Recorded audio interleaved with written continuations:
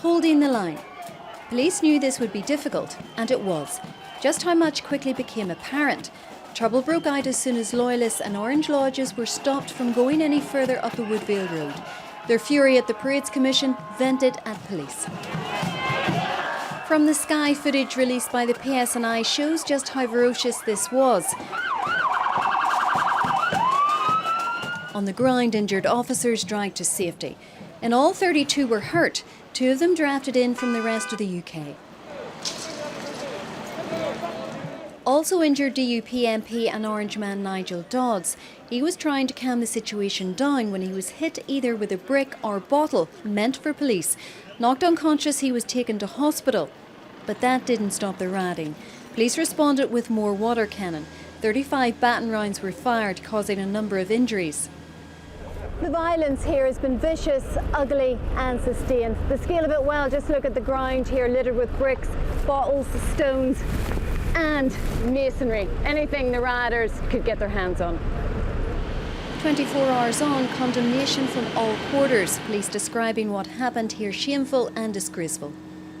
I cannot praise highly enough this morning the courage, the professionalism and the restraint of my PSNI colleagues and those from England, Wales and Scotland who joined us in making sure that the rule of law was upheld.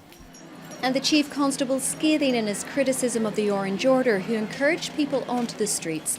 Those protests have now been called off. I think that this morning some of the leadership within the Orange Order need to reflect upon whether they provided the responsible leadership asked for by myself and by the party leaders.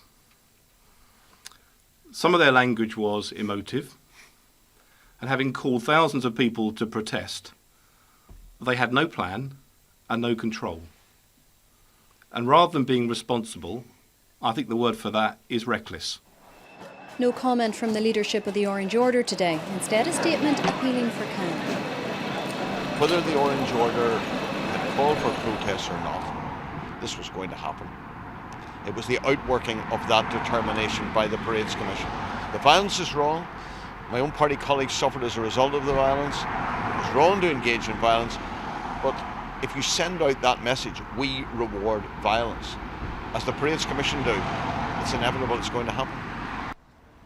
In Ardoyne, Deputy First Minister Martin McGuinness met residents and called on the Orange Order in Belfast to follow the example of their brethren in Londonderry and reach an agreement on contentious parades. I think it can be found in Belfast, and that's where we need to work. And I am going to work with my unionist counterparts, fellow unionist ministers. I'm going to work with Richard Haas, and I'm going to work with, if they're up for it, with the leadership of the Orange Order and others within the political process to find a solution, because the last thing we need is for this to repeat itself again next year. It's hard to believe just weeks ago Northern Ireland was basking in the glory of the G8, showcasing itself on the world stage.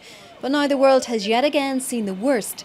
Efforts are underway to try and fix this, and in the meantime, police have vowed all those who broke the law will face justice. Sharon O'Neill, UTV Live, North Belfast.